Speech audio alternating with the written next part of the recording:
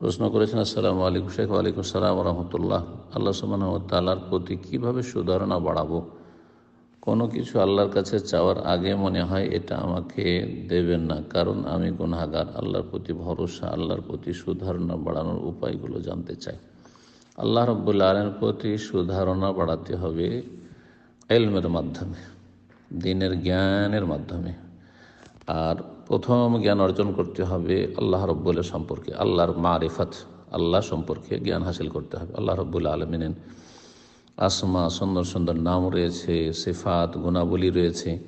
আল্লাহর নাম গুণাবলী সম্পর্কে জ্ঞান অর্জন করতে হবে। তাওহীদুল আসমা সিফাত সম্পর্কে, আল্লাহ রাব্বুর রুবুবিয়্যাত, প্রভুত্ব সম্পর্কে জ্ঞান অর্জন করতে হবে। আল্লাহ রাব্বুল আলামিন আলা কুল্লি শাইইন কাদির, সব কিছুর ওপর সক্ষম। সুতরাং আল্লাহ আপনাকে দিতে পারবেন না, সারা বিশ্বের সমস্ত সৃষ্টিকুলকে আল্লাহ রিজিক দিচ্ছেন, সবার চাওয়া মেটাচ্ছেন, আপনার মেটাবেন না? অবশ্যই সবসময় পজিটিভ ধারণা রাখতে হবে।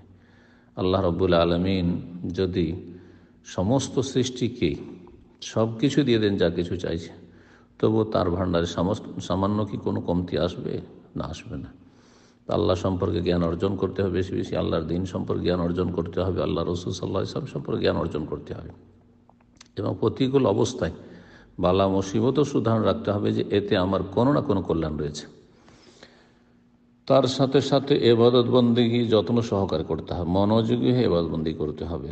নফল, ফরজের পরে নফল ইবাদত বন্দেগী, সুন্নত, মুস্তাহাব, সালাত, সিয়াম এবং দান খেরাত ইত্যাদি।